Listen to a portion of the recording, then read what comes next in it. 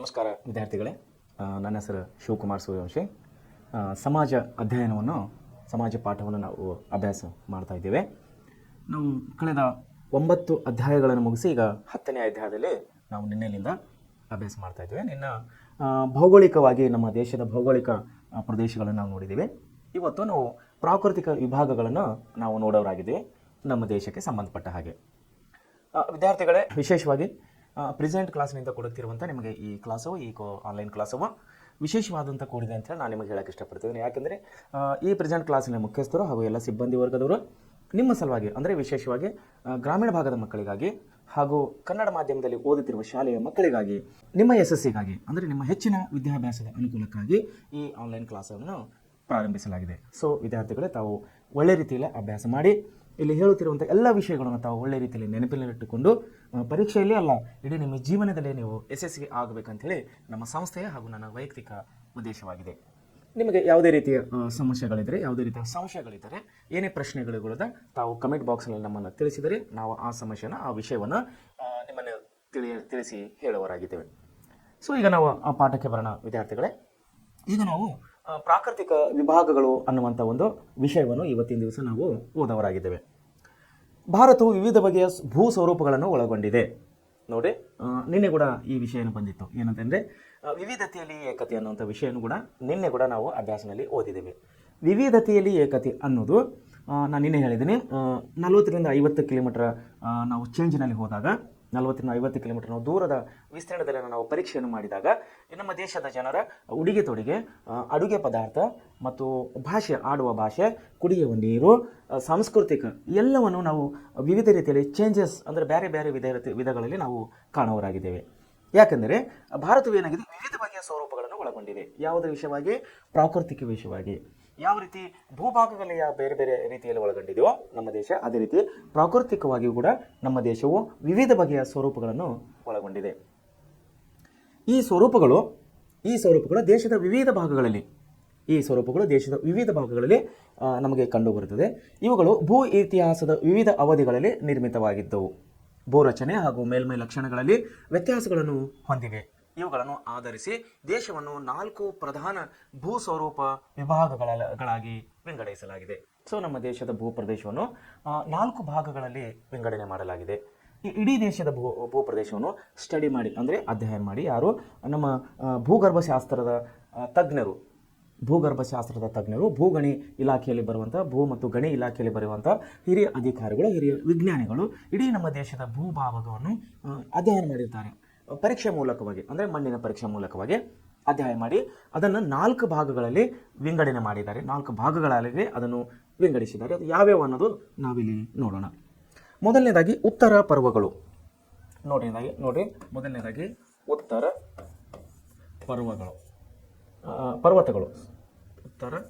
ಪರ್ವತಗಳು. ಉತ್ತರದಲ್ಲಿರುವ ಹಿಮಾಲಯ ಪರ್ವತದ ಶ್ರೇಣಿಯು ಜಗತ್ತಿನಲ್ಲಿಯೇ ಅತಿ ಎತ್ತರವಾದ ಶಿಖರಗಳನ್ನು ಮತ್ತು ಆಳವಾದ ಕಣಿವೆಗಳನ್ನು, ಹಿಮನದಿ ಮುಂತಾದವುಗಳನ್ನು ಹೊಂದಿದೆ. ನೋಡಿ, ಹಿಮಾಲಯ ಪರ್ವತ, ಅದರ ವೈಶಿಷ್ಟ್ಯತೆ ಏನಿದೆ?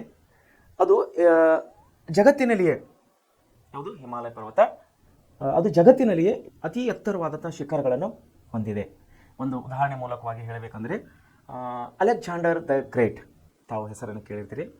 ಅಲೆಕ್ಸಾಂಡರ್ ದ ಗ್ರೇಟ್ ಒಬ್ಬ ರಾಜನಿದ್ದ. ಅವನು ಇಡೀ ಜಗತ್ತನ್ನೇ ಗೆಲ್ಲಬೇಕಂತೇಳಿ ಒಂದು ಆಶೆ ಇತ್ತು. ಅವನು ಇಡೀ ಜಗತ್ತನ್ನೇ ಗೆಲ್ಲಬೇಕನ್ನೋಂಥ ಆಶೆಯನ್ನು ಹೊಂದಿದ್ದ ಅಲೆಕ್ಸಾಂಡರ್ನು ಆಲ್ಮೋಸ್ಟ್ ಬಹುತೇಕ ಎಲ್ಲ ರಾಜರುಗಳನ್ನು ಸೋಲಿಸಿ ಭಾರತಕ್ಕೆ ಬಂದಿದ್ದ ಅನ್ನುವಂಥ ವಿಷಯವನ್ನು ನಾವು ಇತಿಹಾಸದಲ್ಲಿ ಓದವರಾಗಿದ್ದೇವೆ. ಆದರೆ ಅವನಿಗೆ ಭಾರತವನ್ನು ಗೆಲ್ಲಲಿಕ್ಕಾಗಲಿಲ್ಲ. ಯಾರಿಗೆ? ಅಲೆಕ್ಸಾಂಡರ್ನಿಗೆ. ಯಾಕೆ ಅಂದರೆ ಅವನು ಭಾರತಕ್ಕೆ ಕಾಲಿಟ್ಟಾಗ, ಅಂದರೆ ಭಾರತದ ರಾಜರನ್ನು ಸೋಲಿಸಬೇಕು ಅಂತ ಹೇಳಿ ಬಂದಾಗ ಇಲ್ಲಿ ಚಳಿಗಾಲದ ವಾತಾವರಣ ಇತ್ತು ಅನ್ನುವಂಥ ವಿಷಯವನ್ನು ನಾವು ಇತಿಹಾಸದಲ್ಲಿ ಓದಿದ್ದೇವೆ. ಅಂದರೆ ಚಳಿಗಾಲದ ಸಮಯದಲ್ಲಿ ಜಮ್ಮು ಮತ್ತು ಕಾಶ್ಮೀರ, ಅಂದರೆ ನಮ್ಮ ಹಿಮಾಲಯ ಪರ್ವತ ಇರುವಂಥ ಜಮ್ಮು ಮತ್ತು ಕಾಶ್ಮೀರದ ಕಣಿವೆಗಳಲ್ಲಿ ಅಲ್ಲಿ ಹಿಮವನ್ನು ಬೀಳ್ತಾ ಇರ್ತದೆ. ಮಂಜು ಅಂತ ಕರಿತೇವೆ ನಾವು ಆಡು ಭಾಷೆಯಲ್ಲಿ. ನಾವು ಪಠ್ಯಪುಸ್ತಕದ ವಿಷಯವಾಗಿ, ಪಠ್ಯಪುಸ್ತಕದ ಶಬ್ದದಲ್ಲಿ ನಾವು ಓದಬೇಕಾದರೆ ಅದನ್ನು ಹಿಮ ಅಂಥೇಳಿ ನಾವು ಕರಿತೇವೆ. ಅದನ್ನು ಹಿಮಲಿಂದ ಕೂಡಿದಕ್ಕಾಗಿಯೇ ಅದಕ್ಕೆ ಹಿಮಾಲಯ ಪರ್ವತ ಅಂಥೇಳಿ ಹೆಸರು ಬಂದಿದೆ. ಸೊ ಹಿಮದಿಂದ ಕೂಡಿದಂಥ ಆ ಪರ್ವತದಲ್ಲಿ ಅಲೆಕ್ಸಾಂಡರ್ ದ ಗ್ರೇಟನು ಏನು ಮಾಡಿದ? ತನ್ನ ಎಲ್ಲ ಸೈನಿಕರೊಂದಿಗೆ ಹಿಮಾಲಯ ಪರ್ವತದಲ್ಲಿ ಬಂದು ಬೀಡು ಬಿಟ್ಟಿದ್ದ. ಅಂದರೆ ಅಲ್ಲಿ ಬಂದು ಉಳ್ಕೊಂಡಿದ್ರು ಆತನು ಮತ್ತು ಆತನ ಸೈನಿಕರು. ಆದರೆ ಏನಾಗಿತ್ತಂದರೆ ವಾತಾವರಣದ ಪ್ರತಿಕೂಲ ವಾತಾವರಣಕ್ಕಾಗಿ ಪ್ರತಿಕೂಲ ವಾತಾವರಣದಿಂದಾಗಿ ಏನಾಗ್ತಂದರೆ ಅಲೆಕ್ಸಾಂಡರ್ನಿಗೆ ನಮ್ಮ ಭಾರತ ದೇಶದ ಒಳಗೆ ಆಕ್ರಮಣ ಮಾಡಲಿಕ್ಕೆ ಅಥವಾ ನುಗ್ಗಲಿಕ್ಕೆ ಅಥವಾ ನಮ್ಮ ದೇಶದ ರಾಜರನ್ನು ಸೋಲಿಸಲಿಕ್ಕೆ ಅವನಿಗೆ ಆಗಲಿಲ್ಲ. ಅಲೆಕ್ಸಾಂಡರ್ಗೆ ಅಲ್ಲಿ ಬೀಳುವಂಥ ಬರ್ಫ್ ಅಂದರೆ ಐಸನ್ನು ಅಥವಾ ಹಿಮವನ್ನು, ಅದರಲ್ಲಿ ಚಳಿಗಾಲದ ವಾತಾವರಣದಲ್ಲಿ ನೋಡಿ ವಿಚಾರ ಮಾಡಿರಿ. ನಾವು ಇಲ್ಲಿಂದ ಸುಮಾರು ನಾವು 2,000 ಕಿಲೋಮೀಟರ್ ದೂರ ಇದ್ದರೂ ಕೂಡ ಥಂಡಿಯಲ್ಲಿ ನಾವೇ ನಡುಕ್ತಾ ಇರ್ತೇವೆ ಚಳಿಯಲ್ಲಿ. ಅಲ್ಲಿ -ಡಿಗ್ರಿನಲ್ಲಿ ಹೋಗುತ್ತದೆ. -ಡಿಗ್ರಿ ಏನಂದರೆ ನಿಮಗೆ ನಿಮ್ಮ ಸೈನ್ಸ್ ಟೀಚರ್ ಅವರು ಹೇಳ್ಕೊಡ್ತಾರೆ. ಸೆಲ್ಸಿಯಸ್ ಡಿಗ್ರಿ ಅಂದ್ರೇನು, -ಡಿಗ್ರಿ ಅಂದ್ರೇನು ಅಂದರೆ ಸೆಲ್ಸಿಯಸ್ ಅನ್ನೋದನ್ನು ನಾವು ಉಷ್ಣಾಂಶದಲ್ಲಿ ಅಳಿತೇವೆ. ಇಷ್ಟು ಡಿಗ್ರಿ ಸೆಲ್ಸಿಯಸ್, ಇಷ್ಟು ಹೀಟ್ ಇದೆ, ಇಷ್ಟು ಉಷ್ಣವಿದೆ, ಇಷ್ಟು ಶಾಖ ಇದೆ ಅಂತೇಳಿ ನಾವು ಇದರಲ್ಲಿ ಸೆಲ್ಸಿಯಸ್ನ ಅಳಿತೀವಿ. ಅದನ್ನೇ ಮೈನಸ್ನಲ್ಲಿ ಬಂದಾಗ, ಉದಾಹರಣೆಗಾಗಿ ಹೇಳಬೇಕಾದ್ರೆ ತಾವು ನಿಮ್ಮೂರಲ್ಲಿ ಅಥವಾ ಮನೆಗಳಿಗೆ ಫ್ರಿಜ್ಗಳಿದ್ದಿರ್ತವೆ. ಅಂದರೆ ಮನೆಯಲ್ಲಿ ಉಪಯೋಗ ಮಾಡುವಂಥ ವರ್ಟಿಕಲ್ ಆದಂಥ ಫ್ರಿಜ್ಗಳು ಬೇರೆ, ಅಂಗಡಿಗಳಲ್ಲಿ ಹಾಲು ಮಾರಾಟ ಮಾಡ್ತಾರಲ್ಲ, ಹಾಲು ಮಾರಾಟ ಮಾಡುವ ಅಂಗಡಿಗಳಲ್ಲಿ ಹೀಗೆ ಫ್ಲ್ಯಾಟಾಗಿ ಅಂದರೆ ಅಡ್ಡಾಗಿ ಫ್ರಿಜ್ಗಳಿರ್ತವೆ. ತಾವು ಐಸ್ ಕ್ರೀಮ್ ತೊಗೊಳ್ಳೋವಾಗ ನೋಡಿರ್ತೀರಿ, ಅಥವಾ ಹಾಲು ಮಾರಾಟಗಾರ ಇಟ್ಟಿರ್ತಾರೆ. ಅದಕ್ಕೆ ಮೇಲೆ 2 ಡೋರ್ಗಳಿರ್ತವೆ. ಹಿಂಗೆ ಮುಚ್ಚುತ್ತಾರೆ, ಹಿಂಗೆ ತೆಗಿತಾರೆ, ಹಾಲು ಕೊಡ್ತಾರೆ, ಐಸ್ ಕ್ರೀಮ್ ಕೊಡ್ತಾರೆ, ಮುಚ್ಚುತ್ತಾರೆ. ಅಂದರೆ ಹೇಳೋ ಉದ್ದೇಶ ಏನಂದರೆ ಅದು -ಡಿಗ್ರಿಯಲ್ಲಿ ಇರ್ತದೆ. ಯಾವುದೋ ಫ್ಲ್ಯಾಟ್ ಇರುವಂಥ ಫ್ರಿಜ್ ಏನಿದೆಲ್ಲ ಅಡ್ಡಲಾಗಿರೋದು ಅದು -ಡಿಗ್ರಿಯಲ್ಲಿ ಇರುತ್ತೆ. -2, -3, -4, -6 ಅದರಲ್ಲಿ ಅಡ್ಜಸ್ಟ್ಮೆಂಟ್ ಇರ್ತದೆ. ಎಷ್ಟು ಕೂಲ್ ಬೇಕೋ ಅಷ್ಟು ಇಟ್ಕೋಬೋದು. ಸೊ ಇದನ್ನು ಯಾಕೆ ಹೇಳಿದೆ ಅಂದರೆ ಹಿಮಾಲಯ ಪರ್ವತದಲ್ಲಿ -ಡಿಗ್ರಿಯಲ್ಲಿ ಇರುತ್ತೆ. ನಮಗೆ -ಡಿಗ್ರಿ ಅಂದರೆ ಮನುಷ್ಯನ ರಕ್ತವು, ಶರೀರದಲ್ಲಿರುವಂಥ ರಕ್ತವು ಹೆಪ್ಪುಗಟ್ಟು ಹೋಗುತ್ತದೆ. ಅಂದರೆ ಶರೀರದಲ್ಲಿ ರಕ್ತ ಚಲಾವಣೆ ಆಗೋದಿಲ್ಲ. ಯಾವಾಗ ಮನುಷ್ಯನಿಗೆ ಕೋಲ್ಡ್ ಜಾಸ್ತಿ ಆಗ್ತದೆ, ಚಳಿ ಜಾಸ್ತಿ ಆಗ್ತದೆ, ಅದಕ್ಕೊಂದು ಇತಿಮಿತಿ ಇದೆ. ಇಷ್ಟೇ ಚಳಿ ಆದರೆ ರಕ್ತ ಸಂಚಲನ ಆಗುತ್ತದೆ ನಮ್ಮ ಶರೀರದಲ್ಲಿ, ಜಾಸ್ತಿ ಕೋಲ್ಡ್ ಆದರೆ ನಮ್ಮ ಶರೀರದಲ್ಲಿ ರಕ್ತ ಏನು ಹೆಪ್ಪುಗಟ್ಟುತ್ತದೆ, ಸಂಚಲನ ಆಗೋದಿಲ್ಲ, ರಕ್ತ ಸಂಚಲನ ಆಗೋದಿಲ್ಲ, ಮನುಷ್ಯನು ಸಾಯ್ತಾನೆ. ಗೊತ್ತಲ್ಲ ನಿಮಗೆ, ರಕ್ತ ಸಂಚಲನ ಆಗಿಲ್ಲ ಶರೀರದಲ್ಲಿ ಏನಾಗುತ್ತದೆ, ಬಾಡಿ ಸ್ಟ್ರಕ್ ಆಗಿಬಿಡ್ತದೆ, ಮನುಷ್ಯನು ಸತ್ತೋಗ್ಬಿಡ್ತಾನೆ. ಸೊ ನಾನು ಹೇಳೋ ಉದ್ದೇಶ ಅಂದರೆ ಅಲೆಕ್ಸಾಂಡರ್ ಮತ್ತು ಅವನ ಸೈನಿಕರು ಹಿಮಾಲಯ ಪರ್ವತದಲ್ಲಿ ಬಂದಾಗ ಚಳಿಗಾಲದ ಸಮಯ ಇತ್ತು, ಹಿಮವನ್ನು ಬೀಳ್ತಾ ಇತ್ತು, -ಡಿಗ್ರಿಯಲ್ಲಿತ್ತು. ಈ ವಾತಾವರಣ, ನಮ್ಮ ಹಿಮಾಲಯ ಪರ್ವತ ವಾತಾವರಣವು ಅವನಿಗೆ ಮತ್ತು ಅವನ ಸೈನಿಕರಿಗೆ ಹೊಂದಾಣಿಕೆ ಆಗಲಿಲ್ಲ. ಸೊ ಸೈನಿಕರ ಒಂದು ಒತ್ತಾಯದ ಮೇರೆಗೆ, ಬೇಡಪ್ಪ ಇನ್ನು ಮುಂದೆ ಭಾರತದ ಸಹವಾಸ, ನಡಿ ನಮ್ಮ ದೇಶಕ್ಕೆ ನಾವು ಓಡೋಗೋಣ ವಾಪಸ್ ಅಂತೇಳಿ ಎಲ್ಲ ಸೈನಿಕರ ಒಂದು ಅಭಿಪ್ರಾಯ ಮೇರೆಗೆ ಏನು ಮಾಡ್ತಾನೆ ಅಲೆಕ್ಸಾಂಡರ್ನು, ಸೈನಿಕರನ್ನು ತಗೊಂಡು ರಿಟರ್ನ್ ಹಿಂದಕ್ಕೆ ಹೋಗಿಬಿಡ್ತಾನೆ. ಇದು ಹಿಮಾಲಯ ಪರ್ವತದ ಒಂದು ವಿಶಿಷ್ಟತೆ.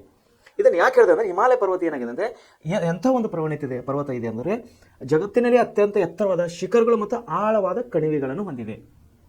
ಯಾವಾಗ ಎತ್ತರವಾದಂಥ ಶಿಖರಗಳಿದ ಮೇಲೆ ಅದರ ಪಕ್ಕದ ಪ್ಲೇಸ್ ಅಂದರೆ ಪಕ್ಕದ ಜಾಗವು ಆಳವಾಗಿರಲೇಬೇಕು. ಯಾಕಂದರೆ ಇಲ್ಲಿಂದ ಮಣ್ಣು ಹಿಂಗೆ ಕುಂದಿರಿಸ ಮೇಲೆ ಅದರ ಅಕ್ಕಪಕ್ಕ ಆಳ ಇರಲೇಬೇಕು.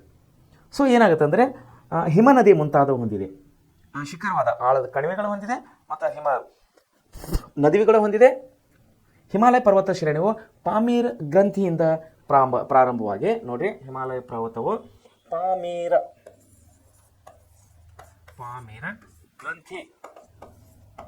ಗ್ರಂಥಿಯಿಂದ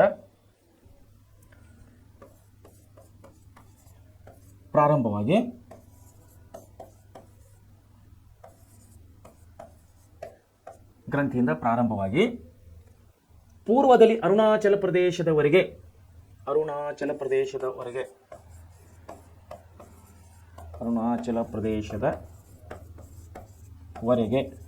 ಅಂದರೆ 2500 ಕಿಲೋಮೀಟರ್, ಅಂದರೆ 2500 ಕಿಲೋಮೀಟರ್ ವ್ಯಾಪ್ತಿಯನ್ನು ಹೊಂದಿದೆ. 2500 ಕಿಲೋಮೀಟರ್ ಉದ್ದವಾಗಿ ಹಬ್ಬಿದೆ. ಈ ಮಡಿಕೆ ಪರ್ವತ ಶ್ರೇಣಿಗಳು 3 ಪ್ರಮುಖ ಶ್ರೇಣಿಗಳನ್ನು ಒಳಗೊಂಡಿವೆ. ಅವುಗಳೆಂದರೆ ಒಂದು ಶಿವಾಲಿಕ ಶ್ರೇಣಿ,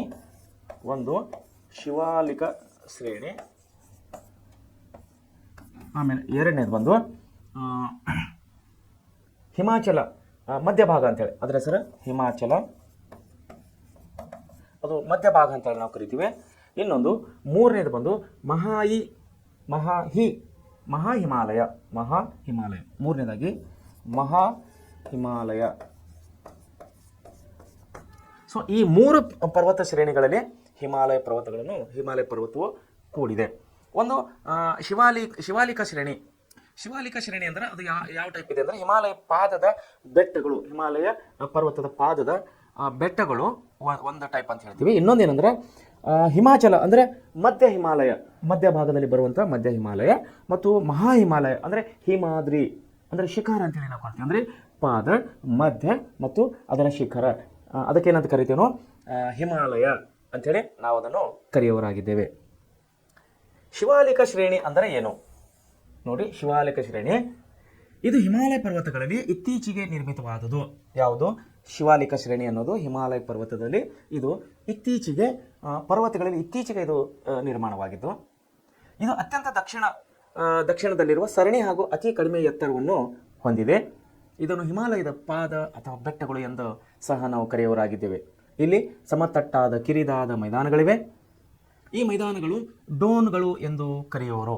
ಉದಾಹರಣೆಗೆ ಡೆಹ್ರಾಡೂನ್, ಈ ಮೈದಾನಗಳಿಗೆ ಡೂನ್ಗಳೆಂದು ಕರೆಯುವರಾಗಿದ್ದೇವೆ. ಉದಾಹರಣೆಗೆ ಡೆಹ್ರಾಡೂನ್, ಕೋಟಾ, ಪಾಟ್ಲಿ, ಚೌಕಾಂಬ, ಉಧಂಪುರ್ ಮತ್ತು ಕೊಟ್ಲಾ ಇವು ಸಮುದ್ರ ಮಟ್ಟದಿಂದ 600ರಿಂದ 1500 ಕಿಲೋಮೀಟರ್ಗಳಷ್ಟು ಎತ್ತರವಾಗಿವೆ. ಅಂದರೆ ಸಮುದ್ರದ ಅಂತ ಒಂದು ಮಟ್ಟ ಇದೆ, ಈ ಸಮುದ್ರ ಮಟ್ಟ.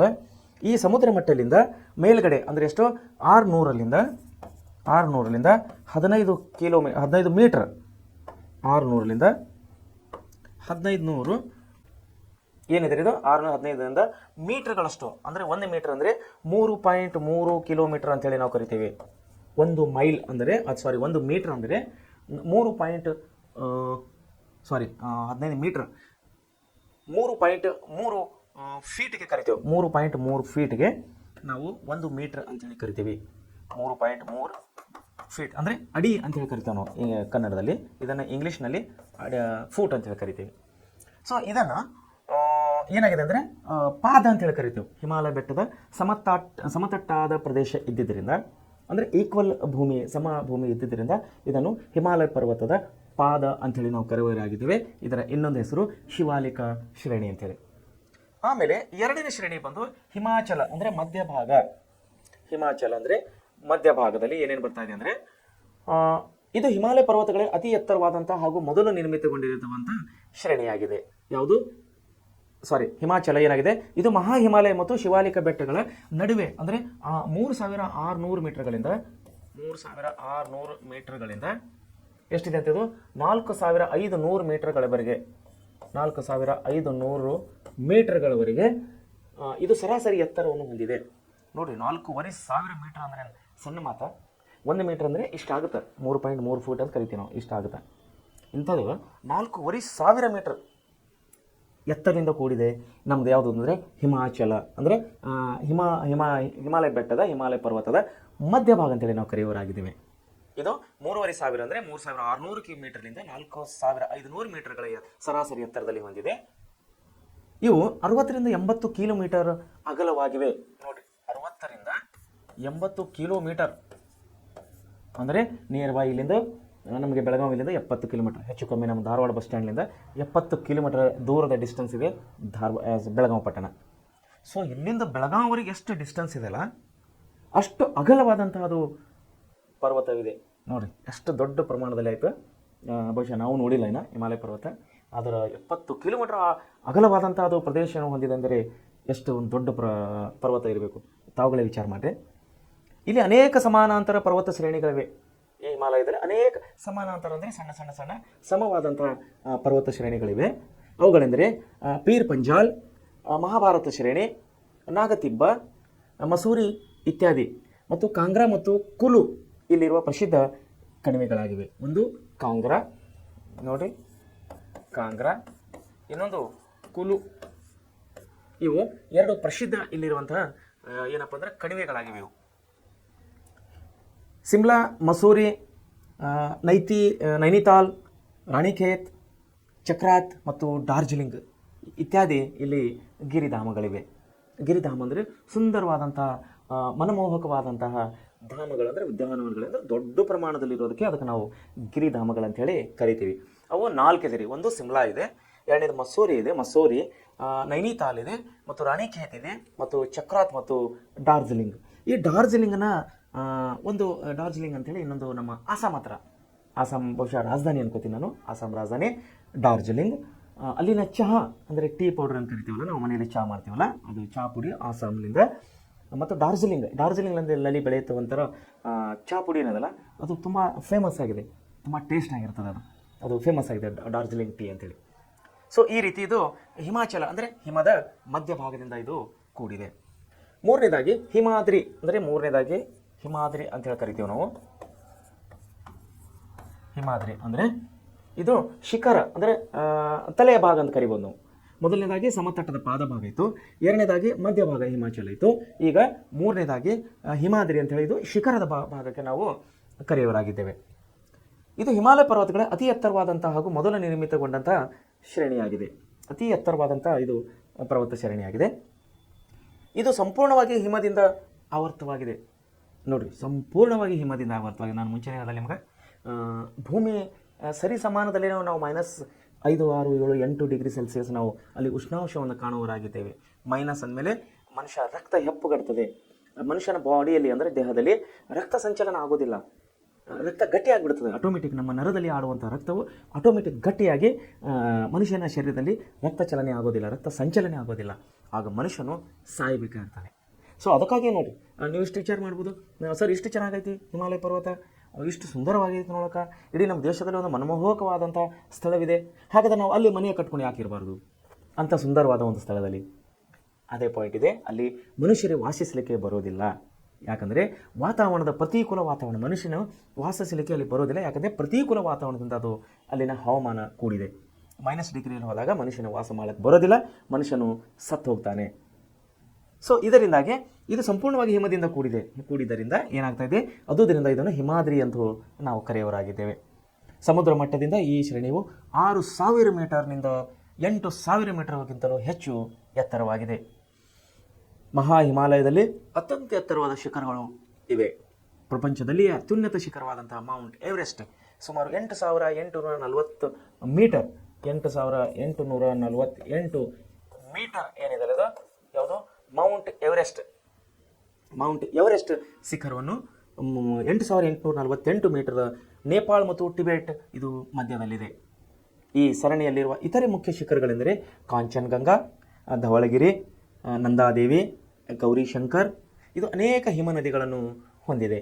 ಅಂದರೆ ಇವು ಗಂಗಾ ನದಿ ನೋಡ್ರಿ, ಕಾಂಚನಗಂಗಾ ನದಿ ಇದೆ, ಅದು ಹಿಮಾಲಯ ಪರ್ವತ ಹತ್ರ ಹರಿತದೆ. ಧವಳಗಿರಿ ನದಿ ಇದೆ, ನಂದಾದೇವಿ ನದಿ ಇದೆ, ಗೌರಿಶಂಕರ್ ಇದು ಅನೇಕ ಹಿಮನದಿಗಳನ್ನು ಹೊಂದಿದೆ. ಇವುಗಳಲ್ಲಿ ಗಂಗೋತ್ರಿ ಪ್ರಸಿದ್ಧವಾಗಿದ್ದು ಗಂಗಾ ನದಿಯ ಉಗಮ ಸ್ಥಾನವಾಗಿದೆ. ನೋಡಿ, ಗಂಗಾ ನದಿ ಉಗಮ ಸ್ಥಾನ ಅಂದರೆ ಗಂಗಾ ನದಿಯು ಪ್ರಾರಂಭವಾಗಿದ್ದು ಇಲ್ಲೇ, ಎಲ್ಲಿ, ಗಂಗೋತ್ರಿಯಲ್ಲಿ. ಕಾಶ್ಮೀರದ ಬೋಜಿಲಾ ನೋಡಿ, ಕಾಶ್ಮೀರದ ಜೋಜಿಲ್ಲಾ, ಹಿಮಾಚಲ ಪ್ರದೇಶದ ಬಾರಾಲಾಚ್ ಲಾ ಮುಂತಾದ ಕಣಿವೆಗಳ ಇದು ಮಾರ್ಗವಾಗಿದೆ. ಇವು ಉತ್ತಮ ಸಂಚಾರ ಸೌಲಭ್ಯವನ್ನು ಒದಗಿಸುವುದಲ್ಲದೆ ಪ್ರವಾಸಿಗರಿಗೆ ಆಕರ್ಷಣೀಯ ಕೇಂದ್ರವಾಗಿದೆ. ಪ್ರವಾಸಿಗರ ಆಕರ್ಷಣೆ ಕೇಂದ್ರವಾಗಿದೆ ವಿನಃ ಪ್ರವಾಸಿಗರೇ ಅಲ್ಲಿ ಶಾಶ್ವತ ನೆಲೆಯಾಗಿ ಇರಲಿಕ್ಕೆ ಬರುವುದಿಲ್ಲ. ಮಹಾ ಹಿಮಾಲಯ ಸರಣಿ ಅಂದರೆ ಮಹಾಹಿಮಾಲಯ ಸರಣಿಯು ಉತ್ತರಕ್ಕಿರುವ ಮಡಿಕೆ ಪರ್ವತಗಳನ್ನು ಹೊರ ಹಿಮಾಲಯವೆಂದು ಕರೆಯುತ್ತೇವೆ. ಇದರಲ್ಲಿ ಕಾರಾಕೋರಂ ಪರ್ವತ ಶ್ರೇಣಿ ಹಾಗೂ ಕೈಲಾಸ ಪರ್ವತಗಳಿವೆ. ಮೌಂಟ್ ಗಾಡ್ವಿನ್ ಅಸ್ಟಿನ್ ಅಥವಾ K2 ಎಂಬುದು ಭಾರತದಲ್ಲಿ ಅತಿ ಎತ್ತರವಾದ 8600 ಮೀಟರ್ ಶಿಖರವಾಗಿದೆ. ಮೌಂಟ್ ಎವರೆಸ್ಟ್ ಎಷ್ಟಿದೆ? 8611 ಮೀಟರ್ ಇದು ಏನಾಗಿದೆ, ಇದು ಶಿಖರ ಆಗಿದೆ. ಲಡಾಖ್ ಪ್ರಸ್ಥಭೂಮಿಯು ಇದೇ ಪ್ರದೇಶದಲ್ಲಿ ಕಂಡುಬರುತ್ತದೆ. ಲಡಾಖ್ ಪ್ರದೇಶವು ಎಲ್ಲಿ ಬರ್ತದೆ? ಇದು ಇದೇ ಪ್ರದೇಶದಲ್ಲಿ ಲಡಾಖ್ ಪ್ರಸ್ಥಭೂಮಿ ಕೂಡ ಇಲ್ಲೇ ಬರ್ತಾ ಇದೆ. ಹಿಮಾಲಯದ ಮಹತ್ವ ನೋಡಿ, ಹಿಮಾಲಯದ ಮಹತ್ವ ಏನಿದೆ? ಹಿಮಾಲಯದ ಮಹತ್ವ ಅಂದರೆ ಹಿಮಾಲಯ ಪರ್ವತ ಶ್ರೇಣಿಗಳು ಭಾರತದ ಜನಜೀವನದ ಮೇಲೆ ಅಪಾರ ಪ್ರಭಾವವನ್ನು ಬೀರಿದಿವೆ. ಇವು ಭಾರತಕ್ಕೆ ರಕ್ಷಣೆಯನ್ನು ಒದಗಿಸುತ್ತವೆ. ಹೇಳ್ದಲ್ಲ ನಿಮ್ಗೆ, ರಕ್ಷಣೆ ಅಂದ್ರೆ ಯಾವ ರೀತಿ ರಕ್ಷಣೆ ಕೊಡ್ತಾ ಇದ್ದಾರೆ ಇವರು ಹಿಮಾಲಯ ಪರ್ವತದವರು? ಅಲೆಕ್ಸಾಂಡರ್ ದ ಗ್ರೇಟ್ ಏನು ಮಾಡಿದ್ದ? ಜಗತ್ತನ್ನೇ ಗೆಲ್ಲಬೇಕಂತ ಹೇಳಿ ಬಂದು ಹಿಮಾಲಯ ಪರ್ವತದಿಂದ ಅಲ್ಲಿಂದ ಪ್ರತಿಕೂಲ ವಾತಾವರಣದಿಂದ ಅವನು ಏನು ಮಾಡ್ದ? ಹೊಳ್ಳಿ ರಿಟರ್ನ್ ಅವನ ದೇಶಕ್ಕೆ ಅವನು ಹೋಗಿಬಿಟ್ಟ. ಸೊ ಅದರಿಂದ ನಮಗೆ ರಕ್ಷಣೆನೇ ಆಯಿತು. ಒಂದು ವೇಳೆಯಲ್ಲಿ ಪ್ರತಿಕೂಲ ವಾತಾವರಣ ಇದ್ದಿಲ್ಲ ಅಂದರೆ, ಅವನ ಸೈನಿಕರು ಅವನಿಗೆ ವಿರೋಧ ವ್ಯಕ್ತಪಡಿಸಲಿಲ್ಲ ಅಂದರೆ ಅವನು ಏನು ಮಾಡ್ತಿದ್ದ? ಬಹುಶಃ ಭಾರತ ಕೂಡ ಗೆಲ್ಕೋತಿದ್ದ ಅವನು. ಯಾಕಂದರೆ ಅವನು ಎಲ್ಲ ಜಗತ್ತೆಲ್ಲ ಗೆದ್ಕೋತ ಬಂದಿದ್ದ. ಅವನ ಆಶೆನೇ ಜಗತ್ತು ಗೆಲ್ಲಬೇಕಂತಾಗಿತ್ತು. ಅಲೆಕ್ಸಾಂಡರ್ ದ ಗ್ರೇಟ್ ಅವನ ಆಶೆನೇ ಇಡೀ ಜಗತ್ತನ್ನೇ ಗೆಲ್ಲಬೇಕಂತ ಹೇಳಿ ಅವನ ಆಶೆ ಆಗಿತ್ತು. ಮುಂದೇನಾಯ್ತು ನೋಡ್ರಿ, ಇವು ಭಾರತಕ್ಕೆ ರಕ್ಷಣೆಯನ್ನು ನಮಗೆ ಕೊಡ್ತಾ ಇದ್ದಾವೆ. ಉತ್ತರ ಏಷ್ಯಾದಿಂದ ಬೀಸುವ ಶೀತ ಗಾಳಿಗಳು ನೋಡಿ, ಉತ್ತರ ಏಷ್ಯಾದಿಂದ ಬೀಸುವ ಗಾಳಿಗಳನ್ನು ಅದು ತಡೆ ಹಿಡಿತದೆ. ನದಿಗಳ ಉಗಮ ಪ್ರದೇಶವಾಗಿದೆ, ಅಲ್ಲಿ ಸುಮಾರು ನದಿಗಳನ್ನು, ಸಣ್ಣ ಪುಟ್ಟ ನದಿಗಳನ್ನು ಕೂಡ ಉಗಮ ಸ್ಥಾನ ಆಗಿದೆ ಹಿಮಾಲಯ ಪರ್ವತ. ಜಲವಿದ್ಯುತ್ ಶಕ್ತಿ ಉತ್ಪಾದನೆಗೆ ಅನುಕೂಲವಾಗಿದೆ, ಅಲ್ಲಿ ಜಲ ವಿದ್ಯುತ್ತನ್ನು ಉತ್ಪಾದನೆ ಮಾಡ್ತಾ ಇದ್ದಾರೆ. ಇವು ವಿಶಾಲವಾದ ಮೈದಾನಗಳನ್ನು ನಿರ್ಮಿಸಿವೆ. ವೈವಿಧ್ಯಮಯ ಸಸ್ಯ ಮತ್ತು ಪ್ರಾಣಿ ಸಂಕುಲಗಳಿಗೆ ಆಶ್ರಯ ತಾಣಿಗಿದೆ. ಯಾಕಂದ್ರೆ ಅಂಥ ಒಂದು ದೊಡ್ಡ ಉದ್ಯಾನವನ, ಒಂದು ದೊಡ್ಡ ಪರ್ವತ ಶ್ರೇಣಿ, ದೊಡ್ಡ ಒಂದು ಗಿಡ ಮರಗಳು ಕೂಡಿದೆ ಅಂದರೆ ಅಲ್ಲಿ ಪ್ರಾಣಿ ಪಶುಗಳು, ಸಸ್ಯಗಳು, ಜೀವಜಂತುಗಳು ಅಲ್ಲಿ ವಿವಿಧ ರೀತಿಯಲ್ಲಿ ವಾಸ ಮಾಡ್ತಾ ಇರ್ತವೆ. ಅಪಾರ ಪ್ರಮಾಣದ ಖನಿಜ ಸಂಪನ್ಮೂಲಗಳನ್ನು ಒಳಗೊಂಡಿದೆ. ನೋಡ್ರಿ, ಅದಕ್ಕೆ ಹೇಳ್ತಾರೆ ನಮ್ಮ ಭಾರತ ದೇಶವು ಅತಿ ಶ್ರೀಮಂತಿಕೆಯ ದೇಶ ಅಂತ ಕರಿತೀವಿ ನಾವು. ಯಾಕಂದರೆ ನಮ್ಮಲ್ಲಿರುವಂಥ ಖನಿಜ ಸಂಪನ್ಮೂಲಗಳು ತುಂಬ ಹೇರಳವಾಗಿ ನಮ್ಮಲ್ಲಿ ಸಿಗ್ತಾ ಇರ್ತವೆ. ವಿಶೇಷವಾಗಿ ಅದರಲ್ಲಿ ಹಿಮಾಲಯ ಪರ್ವತ ಅಂದರೆ ಕಾಶ್ಮೀರ ಕಣಿವೆ ಅಥವಾ ಹಿಮಾಲಯ ಪರ್ವತದಲ್ಲಿ ನಮ್ಮಲ್ಲಿ ಅತಿ ಅಮೂಲ್ಯವಾದಂಥ ನಮಗೆ ಗಿಡಮೂಲಿಕೆಗಳು, ಔಷಧಗಳು, ಆಯುರ್ವೇದಿಕ ಔಷಧಗಳು, ಹೋಮಿಯೋಪತಿಕ್ ಔಷಧಗಳು ಎಲ್ಲವನ್ನು ನಮಗೆ ಹಿಮಾಲಯ ಪರ್ವತದಲ್ಲಿ ಸಿಗ್ತಾ ಇವೆ. ಹೀಗಾಗಿ ಹಾಗೂ ಪ್ರವಾಸೋದ್ಯಮ ಮತ್ತು ಧಾರ್ಮಿಕ ಕೇಂದ್ರಗಳಿಗೆ ಇದು ಪ್ರಸಿದ್ಧಿಯಾಗಿದೆ. ನೋಡಿ, ಜಗತ್ತಿನ ಎಲ್ಲ ಮೂಲೆಯಲ್ಲಿಂದ ಪ್ರವಾಸಿಗರು ಅಲ್ಲಿ ಹೋಗ್ತಿರ್ತಾರೆ. ಎಲ್ಲಿಗೆ? ಹಿಮಾಲಯ ಪರ್ವತಕ್ಕೆ. ಆಮೇಲೆ ಉತ್ತರ ಭಾರತದ ಉತ್ತರ ಮಹಾಮೈದಾನ. ಉತ್ತರ ಭಾರತದ ಮಹಾಮೈದಾನವನ್ನು ನಾವು ಸಟ್ಲೇಜ್ ಗಂಗಾ ಅಥವಾ ಮೈದಾನವೆಂತಲೂ ಕರೆಯುವರು. ಇದು ಉತ್ತರದಲ್ಲಿ ಹಿಮಾಲಯ ಪರ್ವತಗಳು ಹಾಗೂ ದಕ್ಷಿಣದಲ್ಲಿ ಪರ್ಯಾಯ ಪ್ರಸ್ಥಭೂಮಿ ನಡುವೆ ಕಂಡುಬರುವುದು. ಈ ಮೈದಾನವು ಪಶ್ಚಿಮದಲ್ಲಿ ಸಿಂಧೂ ನದಿಯ ಮೈದಾನದಿಂದ ಪೂರ್ವದಲ್ಲಿ ಬ್ರಹ್ಮಪುತ್ರ ಕಣಿವೆವರೆಗೂ ವಿಸ್ತರಿಸಿದೆ. ಪಶ್ಚಿಮದಿಂದ ಪೂರ್ವಕ್ಕೆ ಸುಮಾರು 2400 ಕಿಲೋಮೀಟರ್ ಈ ಮೈದಾನವು. ನೋಡಿ, 2400 ಕಿಲೋಮೀಟರ್ ಈ ಮೈದಾನವು 70 ರಿಂದ 500 ಮೀಟರ್ ಅಗಲವಾಗಿದೆ. ಈ ಮೈದಾನವು ಬಹುತೇಕ ಸಮತಟ್ಟವಾಗಿದೆ. ಉತ್ತರ ಭಾರತದ ಮೈದಾನವು ನದಿಗಳು ಹೊತ್ತು ತಂದು ಹಾಕಿದ ಮೆಕ್ಕಲು ಮಣ್ಣಿನಿಂದ, ಮೆಕ್ಕಲು ಮಣ್ಣು ಅಂದರೆ ಫಲವತ್ತಾದ ಮಣ್ಣು, ಮೆಕ್ಕಲು ಮಣ್ಣು ಅಂದರೆ ಫಲವತ್ತಾದ ಮಣ್ಣು ಅಂದರೆ ನದಿಯಲ್ಲಿ ನೀರನ್ನು ಹರಿಯುವಾಗ ಅದು ಏನು ಮಾಡ್ತದೆ, ಮಣ್ಣನ್ನು ಫಿಲ್ಟರ್ ಮಾಡ್ತಾ ಹೋಗ್ತದೆ, ಮಣ್ಣನ್ನು ಸಾಣಿಗೆ ಮಾಡ್ತಾ ಫಿಲ್ಟರ್ ಮಾಡ್ತಾ ಹೋಗಿ ವೇಸ್ಟ್ ಮಣ್ಣೆಲ್ಲ ತೊಗೊಂಡು ಹೋಗಿ ಸಮುದ್ರದಲ್ಲಿ ಬಿಸಿ ಆಗ್ತದೆ.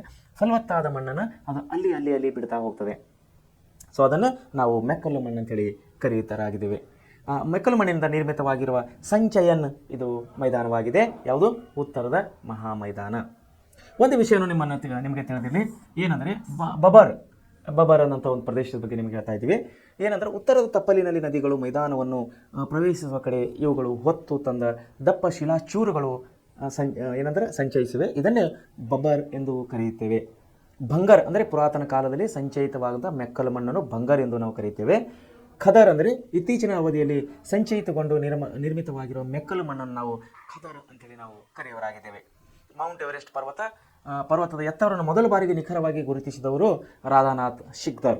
ಇವರು ಭಾರತದಲ್ಲಿ ನಡೆಯುತ್ತಿದ್ದ ಗ್ರೇಟ್ ಟ್ರಿಗ್ನೋಮೆಟ್ರಿಕಲ್ ಸರ್ವೆಯಲ್ಲಿ ಇವರು ಉದ್ಯೋಗಿಯಾಗಿದ್ದರು. ಸೊ ಇನ್ನೊಂದಿದೆ ಪರ್ಯಾಯ ಪ್ರಸ್ಥಭೂಮಿ ಅಂತೇಳಿ. ಪರ್ಯಾಯ ಪ್ರಸ್ಥಭೂಮಿಯು ಭಾರತದ ಭೂ ಸ್ವರೂಪ ವಿಭಾಗಗಳಲ್ಲಿ ಅತಿ ದೊಡ್ಡದು. ಅಲ್ಲದೆ ಭೂ ಇತಿಹಾಸದ ಪ್ರಕಾರ ಇದು ಅತಿ ಪುರಾತನವಾಗಿದ್ದು ಭೂಖಂಡಗಳ ಆರಂಭದಲ್ಲಿದ್ದ ಗೊಂಡ್ವಾನ್ ಭೂರಾಶಿಯು ಒಂದು ಭಾಗವೆಂದು ವಿಜ್ಞಾನಿಗಳು ಅಭಿಪ್ರಾಯ ಪಡ್ತಾ ಇದ್ದಾರೆ. ಯಾವುದು? ಪರ್ಯಾಯ ಪ್ರಸ್ಥಭೂಮಿ. ಇದು ಭಾರತದ ಭೂ ಸ್ವರೂಪಗಳಲ್ಲಿ ಅತಿ ಒಂದು ದೊಡ್ಡದಾದಂಥ ಭೂಮಿಯಾಗಿದೆ. ಅಲ್ಲದೆ ಇದು ಇತಿಹಾಸದ ಪ್ರಕಾರ ಏನಾಗಿದೆ, ಅತಿ ಪುರಾತನವಾದ ಖಂಡಗಳಲ್ಲಿ ಇದು ಒಂದಂತ ಹೇಳಿ ಹೇಳ್ತಾ ಇದ್ದಾರೆ. ಆರಂಭದಲ್ಲಿ ಇದಕ್ಕೆ ಗೊಂಡ್ವಾನ್ ಭೂರಾಶಿ ಅಂಥೇಳಿ ಕರಿತಾ ಇದ್ದರು. ಅದರ ಒಂದು ಭಾಗವಾಗಿತ್ತು. ಇದು ಭೂವಿಜ್ಞಾನಿಗಳ ಒಂದು ಅಭಿಪ್ರಾಯವಾಗಿದೆ. ಸೊ ಭಾರತದ ಭೂ ಸ್ವರೂಪ ಅಂತ ನಾವು ನೋಡ್ಬೋದು. ಈ ಕಡೆ ನಮಗೆ ಪಾಕಿಸ್ತಾನ ಇದೆ, ಈ ಕಡೆ ಚೀನಾ ಇದೆ, ಈ ಕಡೆ ಮ್ಯಾನ್ಮಾರ್ ಇದೆ, ಟಿಬೇಟ್ ಇದೆ. ಆಮೇಲೆ ಹಿಮಾಲಯ ಪರ್ವತ ನೋಡಿ, ಈ ಕಪ್ಪದಾದಂಥ ಏನು ಬಣ್ಣ ಇದೆಯಲ್ಲ, ಕಪ್ಪದಾದಂಥ ಬಣ್ಣ ತಾವು ಚೆನ್ನಾಗಿ ನೋಡಬೇಕು. ಕಪ್ಪದಾದಂಥ ಬಣ್ಣವನ್ನು ಹಿಡ್ಕೊಂಡು ಹಿಮಾಲಯ ಪರ್ವತ ಶ್ರೇಣಿ ಇಲ್ಲಿಂದ ಎಲ್ಲಿವರೆಗೆ ಬಂದಿದೆ? ಇದು ಮೈದಾನಪಟ್ಟಣಂ ಅಂದರೆ ಗಾಬಾ ಬೆಟ್ಟದವರೆಗೆ, ಅಂದರೆ ಮಯನ್ಮಾರ್ ಬಾರ್ಡರ್ವರೆಗೆ ಇಲ್ಲಿವರೆಗೆ ಇದು ಬಂದಿದೆ. ಆಮೇಲೆ ಗುಡ್ಡಗಾಡುಗಳನ್ನು ಮೀಟರ್ಗಳು ನೋಡಿ 3000. ಇದು ಕರಿ ಕಲರ್ ಏನಿದೆಲ್ಲ, ಬ್ಲ್ಯಾಕ್ ಕಲರು, ಇದನ್ನು 3000 ಮೀಟರ್ಗಳಿಂತ ಹೆಚ್ಚಿನ ಪ್ರದೇಶ ಅಂತೇಳಿ ನಾವು ಕರಿತಾ ಇದ್ದೀವಿ. ಆಮೇಲೆ ಇದು ಕಡಿ ಗೀತಿ ಏನಿದೆ, ಇದನ್ನು 1500ರಿಂದ 3000 ಅಂತೇಳಿ ನಾವು ಗುರುತಿಸಲಾಗಿದೆ. ಆಮೇಲೆ ಡಾಟ್ಸ್ಗಳಿಂದಲ್ಲ, ಅಲ್ಲಿ ಚಿಕ್ಕ ಡಾಟ್ಸ್ಗಳಿಂದಲ್ಲ, ಅದನ್ನು 1000ರಿಂದ 1500 ಕಿಲೋಮೀಟರ್ ಅಂತಿದೆ. ಆಮೇಲೆ ಚಿಕ್ಕ ಡಾಟ್ಸ್ ಏನಿದೆ ಅದು 600ರಿಂದ 1000 ಮೀಟರ್ ಅಂತ ಹೇಳ್ತಾ ಇದ್ದೀವಿ. ಆಮೇಲೆ ಈ ಅಡ್ಡಗೀತಿಗಳೇನಿದೆ, ಈ ಅಡ್ಡಗೀತಿಗಳು ಇವು 300ರಿಂದ 600 ಮೀಟರು. ಆಮೇಲೆ ಚಿಕ್ಕ ಅಲ್ಲೊಂದಿಲ್ಲ, ಇಲ್ಲೊಂದಿಲ್ಲ, ದೂರ ಏನು ಡಾಟ್ಸ್ ಇವಲ್ಲ, ಇವನ್ನು 150 ಮೀಟರ್ಗಿಂತ 150 ಮೀಟರಿಂದ 300 ಮೀಟರ್. ಆಮೇಲೆ ಟೋಟಲ್ ಓಪನ್ ಸ್ಪೇಸ್ ಅಂದರೆ ಇದೇನು ಓಪನ್ ಇದೆ ನೋಡಿ, ಗಂಗಾ ನದಿ ಮಹಾಮೈದಾನ ಇದೆಲ್ಲ ಓಪನ್ ಇದೆಲ್ಲ, ಇದು ಓಪನ್ ಇದ್ದಂಥ ಅಂದರೆ ಬಿಳಿ ಹಾಳಿ ಟೈಪ್ ಏನು ಕಾಣ್ತಾ ಇದೆ ಅದನ್ನು 150 ಮೀಟರ್ಗಿಂತ ಕಡಿಮೆ ಪ್ರದೇಶ ಅಂತ ಹೇಳಿ ಇಲ್ಲಿ ಭೂಭಾಗವನ್ನು ಭೂ ಸ್ವರೂಪವನ್ನು ಇಲ್ಲಿ ಗುರುತಿಸಲಾಗಿದೆ. ಈ ಕಡೆ ಕೊಂಕಣ ತೀರ ಇದೆ, ಈ ಕಡೆ ಬಂಗಾಳ ಕೊಲ್ಲಿ ಇದೆ, ಉತ್ಕತಲ ತೀರ ಇದೆ ಈ ಕಡೆ, ಆಮೇಲೆ ಕೆಳಗಡೆ ಹಿಂದೂ ಮಹಾಸಾಗರವಿದೆ, ಮಲಬಾರ ತೀರ ಪ್ರದೇಶ ಇದೆ, ಕೋರಮಂಡಲ ಪ್ರದೇಶವಿದೆ, ಈ ರೀತಿ ಗುಜರಾತ್ ಇದೆ ಈ ಕಡೆ. ಆಮೇಲೆ ಥಾರ್ ಮರುಭೂಮಿ ಪ್ರದೇಶ ಅಂದರೆ ರಾಜಸ್ಥಾನದಲ್ಲಿರುವಂಥ ಮರುಭೂಮಿ ಅಂದರೆ ಉಸ್ಕಿನಿಂದ ಕೂಡಿದಂಥ ಪ್ರದೇಶಕ್ಕೆ ನಾವು ಮರುಭೂಮಿ ಪ್ರದೇಶ ಅಂತ ನಾವು ಕರೆಯುವರಾಗಿದ್ದೇವೆ. ಈ ರೀತಿ ಭಾರತದ ಭೂ ಸ್ವರೂಪವನ್ನು ಇಲ್ಲಿ ಚಿತ್ರಿಸಲಾಗಿದೆ. ತಮ್ಮ ಹತ್ರ ಟೆಕ್ಸ್ಟ್ ಬುಕ್ಗಳಿವೆ, ತಾವು ಈ ಮ್ಯಾಪ್ ಅಂದರೆ ಈ ಚಿತ್ರವನ್ನು ತಾವು ನೋಡಬಹುದು. ಆಮೇಲೆ ನಾವು ಮುಂದೆ ಹೋಗಬೇಕಾದಾಗ ಈ ಪ್ರಸ್ಥಭೂಮಿಯನ್ನು ಸೆಟ್ಲೇಜ್ ಗಂಗಾ ಮೈದಾನದ ದಕ್ಷಿಣ ಹಿಂದೂ ಮಹಾಸಾಗರದ ವರೆಗೂ ಬಾಚಿಕೊಂಡಿದೆ. ಇದರ ಒಟ್ಟು ಕ್ಷೇತ್ರ ಸುಮಾರು 16 ಲಕ್ಷ ಚದುರು ಕಿಲೋಮೀಟರ್ ಇದು ಉತ್ತರದಲ್ಲಿ ಅರಾವಳಿ ಬೆಟ್ಟಗಳಿಂದ ದಕ್ಷಿಣದಲ್ಲಿ ಕನ್ಯಾಕುಮಾರಿವರೆಗೂ ಹರಡಿದೆ. ಪಶ್ಚಿಮ ಘಟ್ಟಗಳಿಂದ ಪೂರ್ವದಲ್ಲಿ ಜಾರ್ಖಂಡ್ನ ರಾಜ್ಮಹಲ್ ಬೆಟ್ಟಗಳವರೆಗೆ ಸುಮಾರು 1400 ಕಿಲೋಮೀಟರ್ ಇದು ಅಗಲವಾಗಿದೆ. ಈ ಪರ್ಯಾಯ ಪ್ರಸ್ಥಭೂಮಿಯು ತ್ರಿಕೋನಾಕಾರದಲ್ಲಿದ್ದು ಉತ್ತರದಲ್ಲಿ ಅಗಲವಾಗಿದ್ದು ದಕ್ಷಿಣದಲ್ಲಿ ಕಡೆಗೆ ಕಿರಿದಾಗಿದೆ. ಪಶ್ಚಿಮದಲ್ಲಿ ಅರಬ್ಬಿ ಸಮುದ್ರ, ಪೂರ್ವದಲ್ಲಿ ಬಂಗಾಳ ಕೊಲ್ಲಿ. ಈಗ ನಾನು ನಿಮಗೆ ತೋರಿಸಲ್ಲ ಮ್ಯಾಪ್ನಲ್ಲಿ, ಭೂಪಟದಲ್ಲಿ ನಾನು ನಿಮ್ಮನ್ನು ತೋರಿಸಿದೆ. ಎಲ್ಲಿದೆ? ಪಶ್ಚಿಮದಲ್ಲಿ ಅರಬ್ಬಿ ಸಮುದ್ರ ಇದೆ, ಪೂರ್ವದಲ್ಲಿ ಬಂಗಾಳ ಕೊಲ್ಲಿ ಇದೆ, ಹಾಗೂ ದಕ್ಷಿಣದಲ್ಲಿ ಹಿಂದೂ ಮಹಾಸಾಗರ. ಅಂದರೆ 3 ಸಮುದ್ರಗಳನ್ನು ಒಳಗೊಂಡಂತಹ ಭೂಪ್ರದೇಶ ನಮ್ಮ ಭಾರತದ ದಕ್ಷಿಣ ಭಾಗ. ಈ ಪ್ರಸ್ಥಭೂಮಿಯು ಉತ್ತರ ಭಾಗದಲ್ಲಿ ಪ್ರಮುಖವಾಗಿ ವಿಂಧ್ಯ ಮತ್ತು ಸಾತ್ಪುರ್ ಬೆಟ್ಟಗಳು, ಪ್ರಮುಖವಾಗಿ ವಿಂಧ್ಯ ಪರ್ವತ ನೋಡ್ರಿ, ವಿಂಧ್ಯ ಪರ್ವತ ಮತ್ತು ಸಾತ್ಪುರ್ ಪ್ರದೇಶ, ಸಾತ್ಪುರ್ ಬೆಟ್ಟಗಳು, ಇವೆಲ್ಲ ಅಲ್ಲಿನ ಬೆಟ್ಟಗಳ ಹೆಸರುಗಳು. ಇವು ಅರಾವಳಿ ಬೆಟ್ಟಗಳು ನೋಡ್ರಿ, ಮಾಳ್ವಾ ಅರಾವಳಿ ಬೆಟ್ಟ, ಆಮೇಲೆ ಮಾಳ್ವಾ ಬೆಟ್ಟ, ಆಮೇಲೆ ಛೋಟಾನಾಗ್ಪುರ್ ಪ್ರಸ್ಥಭೂಮಿಗಳಿದ್ದು. ಇವು ಮಧ್ಯದಲ್ಲಿ ಅಂದರೆ ನರ್ಮದಾ ನದಿ ನೋಡ್ರಿ, ಮಧ್ಯದಲ್ಲಿ ಏನೇನಿದೆ ಅಲ್ಲಿ? ನರ್ಮದಾ ನದಿ ಇದೆ, ಆಮೇಲೆ ತಪತಿ ನದಿ ಇದೆ. ಇದು ಉತ್ತರ ಭಾರತದಲ್ಲಿ ಬರುವಂತಹ ಪ್ರಮುಖವಾದಂತಹ ನದಿಗಳು ನರ್ಮದಾ ನದಿ, ತಪತಿ ನದಿ ಮತ್ತು ದಾಮೋದರ್ ನದಿಗಳಲ್ಲದೆ ಅನೇಕ ಚಿಕ್ಕ ಚಿಕ್ಕ ನದಿಗಳು ಅಲ್ಲಿ ಹರಿಯುತ್ತವೆ. ಇವು ಪ್ರಮುಖವಾದಂಥ ದೊಡ್ಡದಾದಂಥ ನದಿಗಳು ಇವು. ಆಮೇಲೆ ಕೇಂದ್ರ ಪ್ರಸ್ಥಭೂಮಿ ಎನ್ನುವರು ಇವೆಲ್ಲವುಗಳನ್ನು ಏನಂತಾರೆ ನಾವು ಕೇಂದ್ರ ಪ್ರಸ್ಥಭೂಮಿ ಅಂತೇಳಿ ನಾವು ಕರೆಯುವರಾಗಿದ್ದೇವೆ. ಇವುಗಳ ದಕ್ಷಿಣದಲ್ಲಿ ದಖನ್ ಪ್ರಸ್ಥಭೂಮಿ ಇದ್ದು ಮಹಾದೇವ್, ಮೈಕಲ್ ಶ್ರೇಣಿ, ಅಮರ್ಕಂಟಕ ಬೆಟ್ಟಗಳು, ರಾಜಮಹಲ ಬೆಟ್ಟಗಳು. ದಖನ ಪ್ರಸ್ಥಭೂಮಿ ಉತ್ತರದಲ್ಲಿದೆ. ದಖನ ಪ್ರಸ್ಥಭೂಮಿ ಪಶ್ಚಿಮದಲ್ಲಿ ಪಶ್ಚಿಮ ಘಟ್ಟಗಳಿವೆ. ಇವುಗಳನ್ನು ಮಹಾರಾಷ್ಟ್ರ ಮತ್ತು ಕರ್ನಾಟಕದಲ್ಲಿ ಸಹ್ಯಾದ್ರಿ ಪ್ರದೇಶ ಅಂತೇಳಿ ನಾವು ಸಹ್ಯಾದ್ರಿ ಪರ್ವತಗಳಂತೇಳಿ ನಾವು ಕರೆಯುವರಾಗಿದೆ. ಇದು ಪ್ರದೇಶ ಒಂದು ಶಿವಮೊಗ್ಗ ಹಿಡ್ಕೊಂಡು ದಾಂಡೇಲಿ, ಕಾರವಾರ ಹಿಡ್ಕೊಂಡು ಈ ಪ್ರದೇಶಗಳನ್ನು ನಾವು ಸಹ್ಯಾದ್ರಿ ಪರ್ವತಗಳಂತೇಳಿ ನಾವು ಕರೆಯುವರಾಗಿದ್ದೇವೆ. ಪಶ್ಚಿಮ ಘಟ್ಟಗಳು ಎತ್ತರವಾಗಿಯೂ ಹಾಗೂ ನಿಖರವಾಗಿಯೂ ಇವೆ. ಅಣ್ಣಾಮಲೈ ಸರಣಿಯ ಅನೈಮುಡಿ ಅಂದರೆ 2695 ಮೀಟರ್ ಇದೆ. ಯಾವುದು? ಅನೈಮುಡಿ ಅನ್ನುವಂಥ ಶಿಖರ ದಕ್ಷಿಣ ಭಾರತದಲ್ಲಿ ಅತ್ಯುನ್ನತ ಪ್ರದೇಶವಾಗಿದೆ. ದಖನ ಪ್ರಸ್ಥಭೂಮಿಯು ಪೂರ್ವ ಘಟ್ಟಗಳಿವೆ. ಅವು ಪಶ್ಚಿಮ ಘಟ್ಟಗಳನ್ನು ನೀಲಗಿರಿ ಬೆಟ್ಟ ಅಂತೇಳಿ ನಾವು ಕರೆಯುವರಾಗಿದ್ದೇವೆ. ಪೂರ್ವ ಘಟ್ಟಗಳು ಹೆಚ್ಚು ಎತ್ತರವಾಗಿಲ್ಲ ಮತ್ತು ನಿರಂತರವಾಗಿಯೂ ಇಲ್ಲ. ಅಮರಕೋಂಡ ಮತ್ತು ಮಹೇಂದ್ರಗಿರಿ ಇಲ್ಲಿರುವ ಎತ್ತರವಾದ ಶಿಖರಗಳು. ಪೂರ್ವ ಘಟ್ಟಗಳು ನದಿ ಕಣಿವೆಗಳಿಂದ ಕೂಡಿದ್ದ ಅಲ್ಲಲ್ಲಿ ಪ್ರತ್ಯೇಕಿಸಲ್ಪಟ್ಟಿವೆ.